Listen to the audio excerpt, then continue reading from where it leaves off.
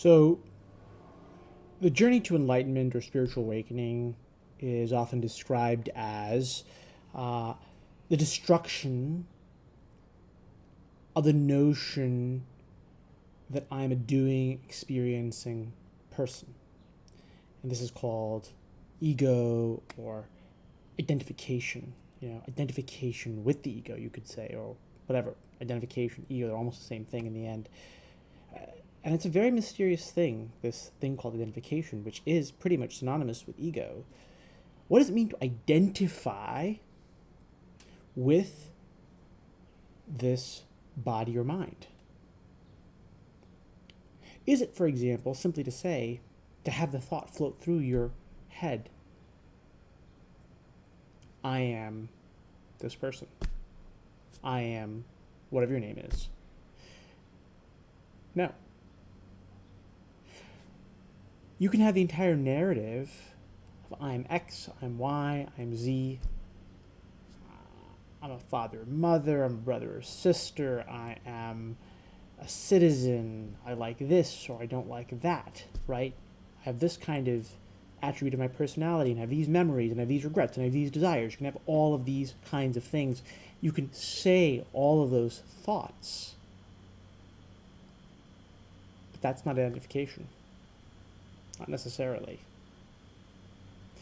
Because identification, at the time we're talking about, would be identification with those thoughts.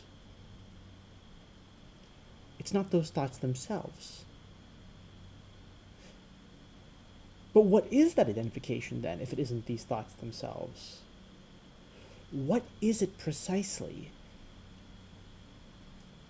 And who precisely, which comes to the same question, is identifying? What's identifying with what? And here you come to essentially the central mystery of what's called Maya, or illusion, or ego, or ignorance. It's termed in so many different ways in different mystical traditions. Avidya, ajnana, many different Sanskrit and other kinds of words. Because when you go looking for this thing called identification, it can't be found. Just like when you go looking for the thing that is identifying, which is the I, it can't be found. Well, it can't be found in the sense in which you're looking for it. There is a kind of reality to it, a much deeper reality to it. But this thing called identification is really a thought, a characteristic of the structure of thought, I should say. A characteristic of the structure of thought such that thought identifies with itself. By virtue of an invisible, intangible forgetfulness. A forgetfulness of the true self, of the background on which these thoughts occur. A forgetfulness which alone permits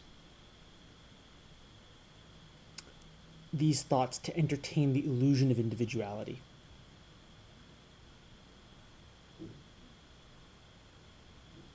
But again, it's very strange because if you go looking for what I'm talking about, you'll not be able to find it. This is a retrospective reconstruction of a misconception. And that's the nature, the mysterious nature of identification.